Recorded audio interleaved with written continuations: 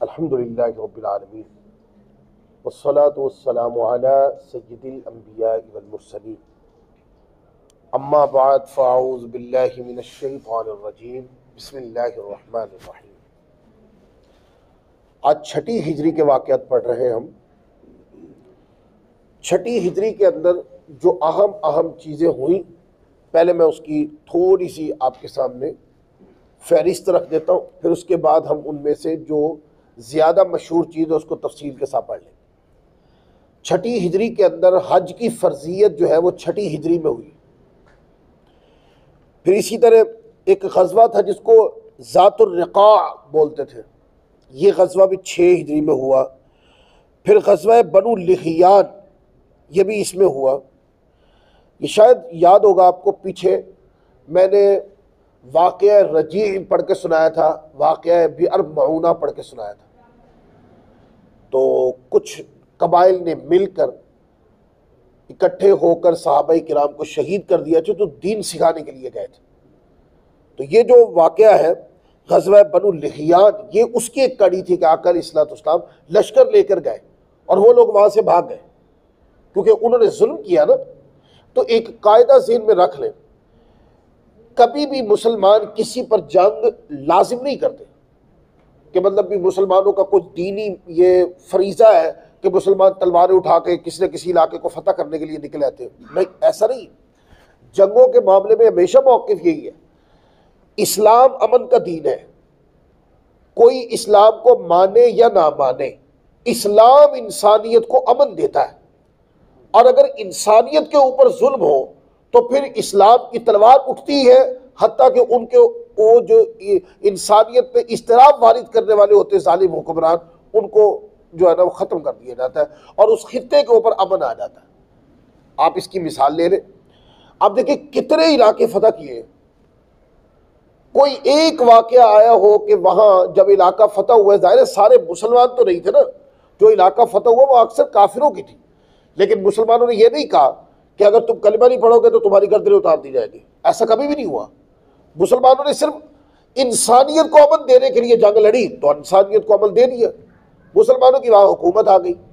अच्छा, हुकूमत मुसलमानों ने इसलिए की ताकि इस्लाम जो है अमन का दीन है, जहाँ पर इस्लाम की हुकूमत होगी वहाँ अमन ज़रूर होगा। और जो लोग कलिमा इस्लाम से मुतासिर होकर, इस्लाम के अखलाकियात से, किरदार से, तालीमात से, हुजूर की शख्सियत से, हुजूर की सुन्नत से देखकर जो लोग मुतासिर होकर इस्लाम ले आए, ये उनका अपना फैसला है कि इस्लाम की तो दावत ही है ना ये। और जो लोग नहीं ईमान लाए तो वो एज अ गैर मुस्लिम भी है, इस्लामी रियासत में रहते रहे। तो इसी तरह उन्होंने चूंकि जुल्म किया था, सहाबे किराम को बेदर्दी से शहीद कर दिया था। वो सहाबा से दीन नहीं सीखना चाहते थे, ना सीखते, पर कत्ल ना करते। जब उन्होंने कत्ल कर दिया तो अब कत्ल का बदला कत्ल होता है। तो आका अलैहिस्सलाम बनु लिहियान की तरफ भी गए। फिर इसी तरह बनी किलाब का जो सरिया है वो भी इसी में हुआ, और बनी सालबा का भी इसी में हुआ। और इसी तरह आका अलैहिस्सलाम ने मोहम्मद बिन मसलिमा को नजद की तरफ भी इसी साल में भेजा। फिर ग़ज़वा ज़ी क़रद भी इसमें हुआ।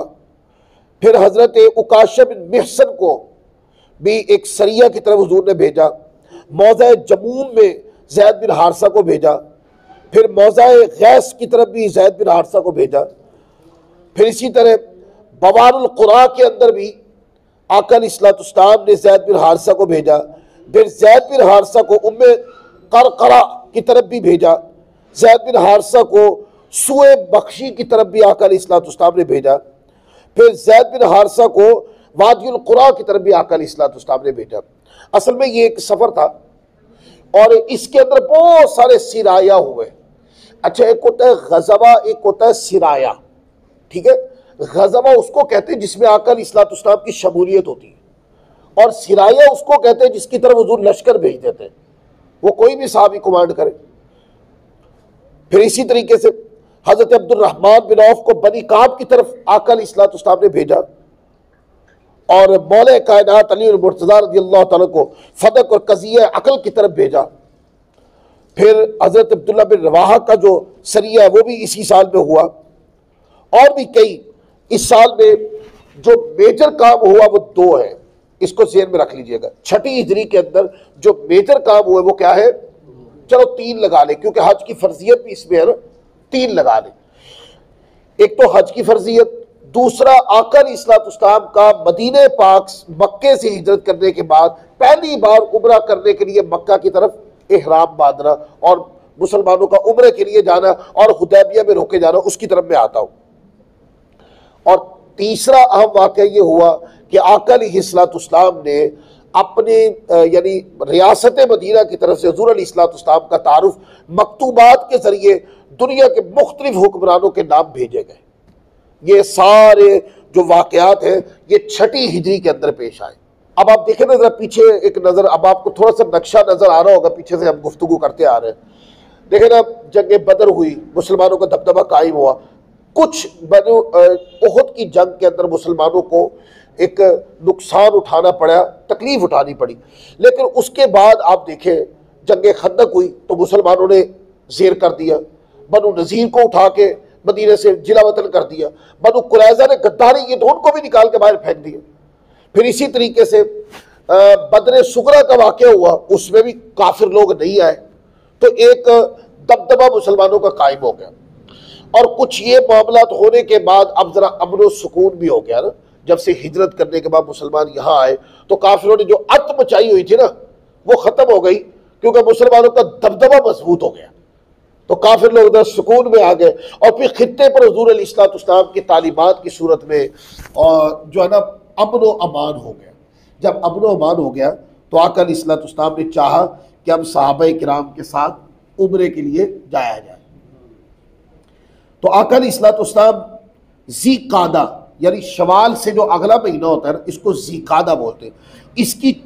इसके अंदर 6 हिजरी को यानी 628 ईस्वी को आका अलैहिस्सलाम 1400 सहाबा के साथ उम्रे के इरादे से निकले, मस्जिद ज़ुल्हुलैफ़ा पर पहुँचे तो इहराम बांधा और 2 रकअत नमाज पढ़ी। फिर कुर्बानी के ऊँट साथ लिए अपनी ऊँटनी पर बैठ के तलबिया की रूह परवर सदाओं के साए में मक्का की तरफ हुज़ूर अलैहिस्सलाम ने सफ़र किया। अब मक्का के लोगों को पता तो चल गया, उन्होंने कहा कि मुसलमानों को मक्का में नहीं आने देना, लिहाजा उन्होंने जगह जगह पे रुकावटें खड़ी कर दी। यानी जो मदीना से मक्का की तरफ जाने का ऑफिशियल रास्ता था ना, जहाँ से आने जाने वाले आते न, उन्होंने वहाँ मुख्तलिफ किस्म की घात लगाकर अपने लोग बिठा दिए ताकि जगह जगह मुसलमानों को तकलीफ का सामना करना पड़े तो वो मक्का तक आए ही ना। हालांकि काफिरों का ये हक नहीं बनता था कि मुसलमान लोगों ने तो एहराम पहन लिए थे। एहराम का माना होता है कि हम अमन के साथ आ रहे हैं, एहराम का मतलब ये होता है कि अब जंग नहीं होगी। ये तो अरब में मशहूर था, लेकिन उसके बावजूद भी वो काफिर चाहते थे कि मुसलमान ना आए।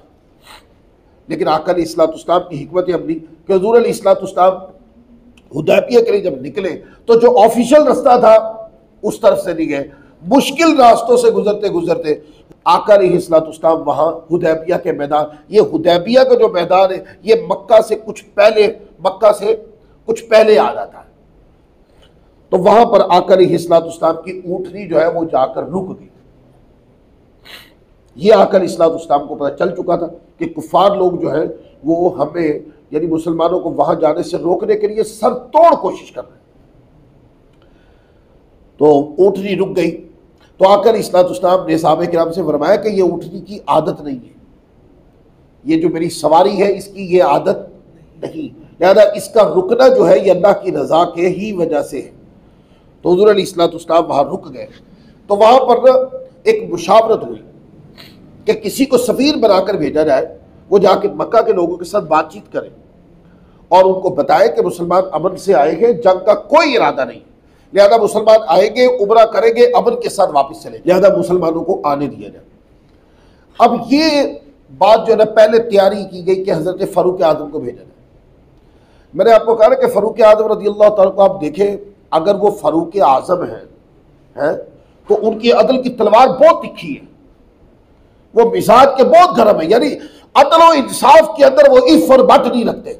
आप उनका पूरा दौर उठा के देख लें, उनका मिजाज ही ऐसा है कि जब अदल की बात आती है तो वो अदल को 2 जमा 2 4 की तरह काट के बराबर कर देते हैं। ये मिजाज है फ़ारूक आज़म। तो आका अलैहिस्सलाम की तरफ से जो मशवरा हुआ उसमें फ़ारूक आज़म रज़ियल्लाहु ताला अन्हु का नाम तजवीज़ हुआ।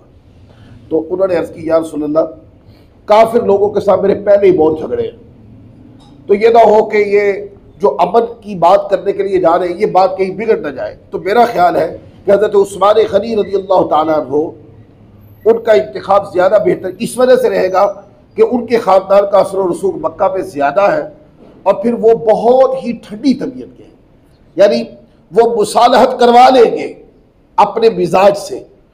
तो हज़रत उस्मान गनी रज़ियल्लाहु ताला अन्हु सफ़ीर आका अलैहिस्सलाम से मुकर्रर हुए और वो मक्का चले गए। मक्का गए तो मक्का के काफिरों के साथ बातचीत की, मक्का के काफिर नहीं माने और उन्होंने कहा कि नहीं, आपने तवाफ करना है तो कर ले, पर ऐसा है कि इस बार हुजूर अलैहिस्सलाम के बारे में कहा कि वो आकर यहाँ पे उम्रा नहीं कर पाएंगे। तो यहाँ पर हज़रत उस्मान गनी रज़ियल्लाहु ने पता क्या फरमाया, जब उन्होंने कहा आप तवाफ कर लें, पर वो यानी लश्कर इस्लाम और नबी अलैहिस्सलाम के बारे में कहा कि वो नहीं आके कर सकते।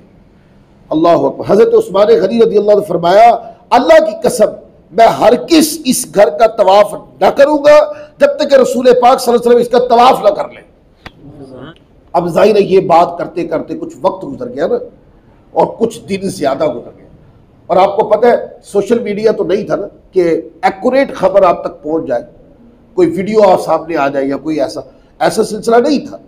तो वहां पर कोई बात फैल गई कि हज़रत उस्मान गनी रज़ियल्लाहु अन्हु को शहीद कर दिया जाए। तो आका अलैहिस्सलाम ने इसके ऊपर जो बैत ली थी ना, उस बैत का नाम था बैत रिज़वान, ठीक है, जिसको दरख्त के नीचे आका अलैहिस्सलाम हुदैबिया के मैदान में एक दरख्त के नीचे तशरीफ फरमा हो गए, और वहां पर सहाबा किराम से फरमाया, आओ और बैत करो इस नाम पर कि अगर उस्मान गनी रज़ियल्लाहु अन्हु ने शहीद कर दिया तो फिर उस्मान गनी का बदला लिया जाएगा। सहाबा किराम आए और हुजूर के हाथ के ऊपर हाथ रख के बैत की। अब कुरान मजीद को उठाए तो कुरान मजीद में दो मुकाम पर इस बैत के तज़किरे आते हैं। एक सूरत माइदा की आयत नंबर 7 और सूरत फतह को पढ़े। सूरत फतह में तो बहुत सारी आयतें, बल्कि ये जो सूरत फतह की आयत चंद दिन पहले हमने तिलावत की थी, इन्नल्लज़ीना युबाय्यूनका इन्नमा युबाय्यूनल्लाह यदुल्लाहि फौका अयदीहिम। आका अलैहिस्सलाम से बैत करने वालों को कहा गया कि जो मेरे महबूब से बैत करते हैं, ये मेरे महबूब से नहीं, ये अल्लाह से बैत कर रहे हैं। और लफ्ज़ है कुरान में यदुल्लाहि फौका अयदीहिम, इनके हाथों पर, मुस्तफ़ा के हाथों की सूरत में अल्लाह का हाथ है। यदुल्लाहि फौका अयदीहिम कुरान मजीद ने फरमाया। ये जो तज़किरा कुरान मजीद में है ये बैत रिज़वान का तज़किरा है, ये हुदैबिया के मकाम पर ये हुई थी। अच्छा, यहां पर ना एक बाद में जब मुसलमानों की तरफ से नाराजगी और गुस्सा और पता चला कि बैत हो गई है और मुसलमान तैयार हो रहे, तो ऐसा हुआ कि बाद में कुफार को पता चल गया कि इससे पहले कि ये इंतकाम की आग भड़के, एक तो दुरुस्त खबर आ गई कि हज़रत उस्मान गनी रज़ियल्लाहु ताला अन्हु शहीद नहीं किए गए, और दूसरा ये कि उन्होंने फौरन अपनी तरफ से बंदे भेजे कि जाके मुसालहत की बात कर ले, इससे पहले कि गर्मा गर्मी हो जाए और काम और दूसरी तरफ चला जाए। अब आप अंदाजा कर ले कि मुसलमानों का दबदबा कैसा था। आका अलैहिस्सलाम ने दरख्त के नीचे बैठ के सिर्फ बैत ली थी, और वो काफिर जो हज़रत उस्मान गनी रज़ियल्लाहु अन्हु की बात मक्का में नहीं मान रहे थे, उनके सफीर आए हुजूर की बारगाह में और आकर उन्होंने फिर एक अमन मुआहदा किया। और आका अलैहिस्सलाम जब हुदैबिया के मुकाम के ऊपर तशरीफ लाए तो अपने मसाहिबीन से, हज़रत सैयदना सिद्दीक़ अकबर से, फ़ारूक आज़म से, मौला कायनात अली मुर्तज़ा से रज़ियल्लाहु ताला अन्हु, और हज़रत उस्मान गनी से, हज़रत अब्दुर्रहमान बिन औफ और दीगर अकाबिर सहाबा किराम को हुजूर ने पता क्या फरमाया? फरमाया कि काफिरों ने सिर्फ वो खिलाफ दीन हुक्म न दे, आज उन्होंने जो बात भी कही तो मैं मान लूंगा, सिर्फ खिलाफ दीन बात ना करें। हुजूर अमन को राइज करने के लिए किस सदर तक चले गए, यानी अगर खित्ते पे अमल होता है ना, सिर्फ खिलाफ दीन बात ना करें। हुजूर फरमाते हैं कि मैं उनकी हर बात को मानूंगा जिससे खित्ते में अमन आए। अब जो मुआहदा हुआ वो क्या था? अच्छा, इससे पहले मैं मुआहदे की शराइत पढ़ता हूं। जब ये मुआहदा हुआ ना, तो ये ज़ाहिरी लफ्जों में इतना कमजोर लगता था कि हजरत फारूक आज़म रज़ी अल्लाह ताला अन्हु आका की बारगाह में आए, अर्ज की या रसूलल्लाह, खुदा वहदाहु ला शरीक है, आप अल्लाह के सच्चे रसूल है और कुरान जो है वो अल्लाह की सच्ची और हक किताब है, तो आका हम इतने कमजोर पैमाने पे शराइत क्यों कर रहे हैं? हम इनके साथ लड़ सकते हैं, अगर ये हमें आंखें दिखाएंगे तो हमारे पास भी है इनकी आंखों को नीचे करने के लिए। लेकिन हुजूर अलैहिस्सलाम ने वहां एक मोहब्बत भरे अल्फाज के साथ हजरत फारूक आज़म रज़ियल्लाहु अन्हु फरमाया कि इसके अंदर जो हिकमत अमली है, फारूक आज़म आप पर वो जाहिर नहीं हुई। और वो वहां से उठकर फारूक आज़म, क्योंकि एक जुनून, एक गुस्सा तबीयत में कि या रसूलल्लाह हुक्म तो दे, इन काफिरों के सामने लड़ना कोई मुश्किल बात नहीं, हम इतने कमजोर पैमानों पे क्यों कर रहे हैं हुजूर, हम जान निसार हैं, हम जान देने के लिए तैयार हैं, आप हमें हुक्म तो दें। और वो हजरत सैयदना सिद्दीक़ अकबर रज़ियल्लाहु अन्हु के पास चले गए। उन्होंने कहा कि सैयदना सिद्दीक़ अकबर से कहा कि आपने शराइत सुनी है, क्या हम मुसलमान जो है काफिरों के मुकाबले में खड़े नहीं हो सकते? हम खड़े हो सकते हैं, हम इज्जत और नमूस मुस्तफ़ा के लिए जान भी दे सकते हैं, फिर क्यों इतने कमजोर पैमानों पर मुआहदा किया जा रहा है? तो हजरत सैयदना सिद्दीक़ अकबर रकीकुल कल्ब थे और बड़े अमीकुन नजर आदमी थे, बड़ी गहराई की बात करते और वो चंद जुमलों में अपना मुद्दा दिल में डाल देते थे। ये हुजूर की सोहबत का फैज़ था। तो उन्होंने कहा, फारूक आज़म, मैं आका अलैहिस्सलाम की तबीयत मुबारक को जानता हूँ, हुजूर की कोई बात खिलाफ हिकमत नहीं होती। ये मुआहदा हमें ज़ाहिरी लफ्ज़ों में कमज़ोर आ रहा है, नजर आ, लेकिन मैं इसके पीछे कोई बहुत बड़ी हिकमत अब नहीं देख रहा। इस तरह के बलीग अल्फाज कहे तो हज़रत फारूक आज़म रज़ियल्लाहु अन्हु की तबीयत का जो इज़्तिराब था वो ख़त्म हो गया। अब वो मुआहदा शराइत क्या तय हुई? शराइतें हुई जी, 1400 सहाबा अपने साथ अमन का लिबास पहनकर हुदैबिया में आ गए। फ्रीकैन में काफिर आए। पहली शर्त यह तय हुई कि 10 साल तक जंग नहीं होगी। अब यह तो बहुत अच्छी बात है, मुसलमान तो अमन ही चाहते थे। मुसलमानों को अमन नहीं होने दिया काफिरों ने, न मक्का में न मदीना में, मुसलमान अमन ही चाहते थे। जब उन्होंने कहा कि 10 साल तक जंग का मुआहदा है, अमन व अमान रहेगा, कोई किसी के साथ जंग नहीं लड़ेगा, लिख दिया गया। इस साल मुसलमान उम्रा किए बगैर वापस जाए, आइंदा साल उम्रे के लिए आए, सिर्फ 3 दिन मक्के में क़याम करेंगे। हालांकि मुसलमान मक्का के बिल्कुल दहाने में बैठे हैं। क्या मसला है कि मुसलमानों को कहा जाए कि आप अमन के साथ उम्रा करें और वापस चले जाएं? जब जंग बंदी का मुआहदा हो गया है तो मुसलमानों को मक्का में उम्रा करने के लिए मसला ही क्या? लेकिन नहीं, वो जो आड़ होती है ना, कुफ्र की आड़, कि मुसलमानों को तकलीफ देनी है, वो ये है कि आप जाए वापस और अगले साल उम्रा करने के लिए आइएगा। अब देखे ना, ये जो लिबास पहनकर इहराम बांध किया, कितनी गिरा गुजरी होगी साहबा पर। लेकिन हुजूर अलैहिस्सलाम तो मुस्कुराते, इसको भी आका अलैहिस्सलाम ने कबूल फरमा लिया। फिर वो कहने लगे, मुसलमान अपने साथ तलवार, जब वो आएंगे अगले साल, अपने साथ तलवार के अलावा कोई हथियार न लाएं, और वो भी नियाब के अंदर होनी चाहिए जब उम्रा करने के लिए आएंगे। अच्छा, फिर अगली शर्त, मक्के से जो शख्स मदीना चला जाए तो उसे वापस कर दिया जाए, लेकिन अगर कोई मुसलमान मदीने से मक्के आ गया तो उसे वापस नहीं किया जाएगा। यानी अगर कोई मक्का का बंदा मुसलमान हो जाए, सहाबी बन जाए, और वो मदीना चला जाए, तो ऐसी सूरत में आप उसको मदीने में एक्सेप्ट नहीं करेंगे, उसको वापस भेजेंगे। और अगर मदीने का कोई बंदा मक्का में आ गया ना, हम पाबंद नहीं, हम नहीं उसको वापस भेजेंगे। अब ये शर्त किसके हक में थी? काफिरों के हक में थी। लेकिन हुजूर अलैहिस्सलाम, मैंने कहा ना, अमन के दाई थे ना, कबूल फरमा ली। अब ये सहाबा भी सुन रहे थे, मौला कायनात अली मुर्तज़ा भी बैठे हुए थे, और सैयदना सिद्दीक़ अकबर बैठे हैं, अब्दुर्रहमान बिन औफ बैठे हैं, फारूक आज़म बैठे हैं, इस तरह से हजरत उस्मान गनी बैठे, इतने मशवरा शनास लोग बैठे हुए हैं, लेकिन हुजूर कबूल कैसे ले जा रहे। फिर कहते हैं, कबाइल अरब को इख्तियार होगा कि वो फरीकैन में से जिसके साथ चाहे दोस्ती का मुआहदा कर ले।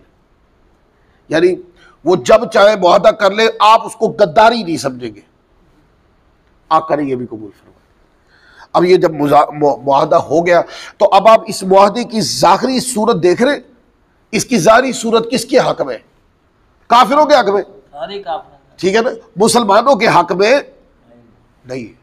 लेकिन आका अलैहिस्सलाम इसके पीछे वाली हिकमत अमली पे गौर कर रहे थे। मैं इसका थोड़ा सा आपको अगला आईना दिखा देता हूँ, फिर उसको हम उसकी जगह पे जाके पढ़ेंगे। वो ऐसा हुआ कि 10 साल का मुआहदा हो गया। अगला साल आया, मुसलमान आए इहराम बांधकर और उन्होंने उम्रा किया, और उम्रा करने के बाद मुसलमान फिर वापस मदीना चले गए। और वो जो वाक़या हुआ ना कि काफिर लोग कहते हैं ये तो मदीने में जाके बड़े लागर हो गए, तो आका अलैहिस्सलाम ने फरमाया था कि ज़रा अपनी शख्सियत के वक़ार के साथ चलो तवाफ़ करते हुए है। तो आप देखते रहे एक चक्कर आज भी जब काबतुल्लाह का लगाया जाता है तो उस सुन्नत को जिंदा किया जाता है। वो इस मुकाम पे हुआ था। जंग का मुआहदा कितने साल का था? 10 साल। मुसलमानों के लिए ये बहुत अच्छे दिन थे कि मुसलमान तो चाहते थे कि हमें जंगों से गुरेज करना चाहिए और हमें मौका मिले हम अपनी दावती काम को आगे बढ़ाएं, क्योंकि मुसलमानों के पास जो आका अलैहिस्सलाम की तालीमात कुरान और हदीस की सूरत में थी, वो जिसको भी पेश करते थे वो उसके दिल में उतर जाती थी। ये काफिर लोग भी इकरार करते थे, वो कहते जिसको सफीर बना के भेजते हैं वो बाद में उन्हीं का ही हो जाता है। तो मुसलमानों को मौका मिल गया कि 10 साल है और 10 साल दावत और तबलीग के हैं, इसके अंदर नक्शा बदल जाएगा। यही वो हिकमत अमली थी जो ज़ाहिरी तौर पे उस वक़्त सहाबा किराम की तरफ तवज्जो इस तरफ नहीं गई, लेकिन हुजूर जानते थे इस बात को कि इन 10 सालों में जो नतीजा आएगा वो काफिरों के बिल्कुल खिलाफ आएगा। तो मुसलमान जो है वो मसरूफ़ हो गए दावत और तबलीग में, मुख्तलिफ कबाइल में मुख्तलिफ जगहों पर जाकर दीन की दावत देना शुरू हो गए। उससे धड़ाधड़ जो है ना मुसलमान में इजाफा होता गया, काफिर लोग मुसलमान होते गए, सहाबा किराम की गैदरिंग में इजाफा होता चला गया। बस फिर कोई वाक़या पेश आया कि ऐसे कबीले ने गद्दारी की जो मक्का के हलीफ थे, यानी वो मक्का वालों के साथ ज्वाइंट थे काफिरों के साथ। उस कबीले ने बस अमन मुआहदा तोड़ दिया, मुसलमानों के ऊपर हमला किया और वो जंग बंदी का जो मुआहदा था वो ख़त्म हो गया। इसके ऊपर कुरान पाक की वो आयत करीमा आई जिस सूरत तौबा शुरू होती है ना, बराअतुम मिनल्लाहि व रसूलिही इलल्लज़ीना आहादतुम मिनल मुशरिकीन। इसके अंदर के अल्लाह रसूल बरात करते हैं काफिरों के साथ, वो जो मुआहदा किया था वो खत्म हो गया। कि जब एक मुआहदा हो गया, जुर्रत किसकी हुई कि उन्होंने मुसलमानों के ऊपर हमला किया। अब जिस वक्त ये मुआहदा तोड़ा उस वक्त तक मुसलमान बहुत दिल फतह कर चुके, और फिर यही मुआहदा तोड़ने की ही वजूहात थी कि बाद में अल्लाह ताला ने इन्ना फतहना लका फतहन मुबीना, यानी मक्का की खुशखबरी सुनाई। मुसलमान फिर आए और मक्का फतह करके गए। वो जो मुआहदात लिखे जा रहे थे ना ज़ाहिरी, जिसकी सूरत मुसलमानों के हक में नहीं, हुजूर जानते थे कि ये मुआहदा ये चला नहीं सकेंगे, और इसके नतीजे में अभी तो हम काबतुल्लाह के करीब खड़े हैं मैदान हुदैबिया में और काबा को देख नहीं सकते। हुजूर जानते थे इसके नतीजे में काबतुल्लाह यानी मक्का फतह होगा और काबतुल्लाह के सेर में नमाजें पढ़ी जाएंगी। और फिर सहाबा किराम ने देखा आका अलैहिस्सलाम की दूर अंदेशी, नबी पाक सल्लल्लाहु अलैहि वसल्लम की हिकमत अमली, आका अलैहिस्सलाम की तदबीर, मुस्तफ़ा की बसीरत और आका अलैहिस्सलाम की अमीक नजरी कि वो ज़ाहिरी सूरत अगरचे अल्फाज की कच्ची थी, लेकिन उसके पीछे जो आईना हुजूर की निगाह देख रही थी वो कोई नहीं देख रहा। फिर मुसलमान चुके, अब अमन मुआहदा हो गया था, तो मुसलमानों ने क्या किया, मुसलमानों ने आका अलैहिस्सलाम का जो तारुफ है दुनिया को करवाया। और हुजूर अलैहिस्सलाम, यही वो वक्त था कि आका अलैहिस्सलाम के जो मकतूबात है दुनिया में मुख्तलिफ बड़े बड़ी हुकूमतों को गए, और कई लोग हुजूर अलैहिस्सलाम का सिर्फ नाम सुनकर खत पढ़ के मुसलमान हो गए। उस टाइम जो बड़ी बड़ी रियासतें, मतलब हजरत दहिया कल्बी रज़ियल्लाहु ताला अन्हु ये बैतुल मक़दस गए, हिरकल कैसरे रूम एक बहुत बड़ी रियासत थी जिसमें शाम, फिलिस्तीन और इसके गिरदो नवा के इलाके आते थे, रोमन अम्पायर्स बोलते थे इसको। इसका जो बादशाह था उसका नाम था हिरकल। इसके पास हजरत दहिया कल्बी गए हुजूर का खत लेकर। ये बंदा इस्लाम की हकानियत का कायल तो हुआ मगर सल्तनत की लालच में कलमा पढ़ने से महरूम रहा। हुजूर का तारुफ करवाया इसको। फिर हजरत अब्दुल्ला बिन हुज़ैफा, इनको कैसरो, किसरा, खुसरो, परवेज की तरफ भेजा, तो वो जो था उसने खत फाड़ डाला और इस बात को कबूल ना किया। फिर बाद में क्या हुआ, ये जो खुसरो परवेज था, किसरा शाह ईरान जिसको कहते थे, उसके बेटे ने उसको कत्ल किया था, और फारूक आज़म रज़ियल्लाहु ताला के दौर में उसके तख्त का सफाई हो गया था। फिर हजरत अम्र बिन उमैया को जो हबशा की तरफ भेजा। अब वो हबशा का पूरा वाक़या मैं पढ़ चुका हूँ, जनाब असहामा जो थे, जो नजाशी बादशाह थे, उनकी तरफ गया। उन्होंने ख़त पढ़ा और ख़त पढ़ने के बाद उसकी ताज़ीम की और कलिमा पढ़ के मुसलमान हो। और हुज़ूर अलैहिस्सलाम की बारगाह में बहुत सारे ताइफ भी भेजे। फिर हज़रत हातिम बिन अबी बल्ता को भेजा इस्कंदरिया की तरफ, मकूकस शाह मिस्र की तरफ भेजा। तो उसने भी ख़त की ताज़ीम की मगर मुसलमान न हुआ। कीमती तहाइफ आका अलैहिस्सलाम की तरफ भेजे। फिर हज़रत उला बिन हदरमी रज़ियल्लाहु अन्हु को बहरैन की तरफ भेजा। ये मुंजर बिन सावा, इन्होंने आका अलैहिस्सलाम के ख़त की ताज़ीम की, कौम के अक्सर अफराद के साथ ये मुसलमान हो गया। फिर हज़रत अम्र बिन आस ये ओमान गए। तो यो बोलते यहाँ का जो बादशाह था उसके दो बेटे थे, जैफर और अब्द, ये उस वक़्त तख्त पे विराजमान थे। तो ख़त की ताज़ीम की और दोनों बादशाह के बेटे मुसलमान हो गए, वो उस टाइम वाली थे। फिर कहते हैं हज़रत सुलैत बिन अम्र ये यमामा गए। हुज़ा बिन अली ख़त की ताज़ीम की, कासिद का भी एहतराम किया, मगर हुकूमत के बदले में इस्लाम कबूल करने की शर्त रखी जो हुज़ूर ने मंजूर नहीं की।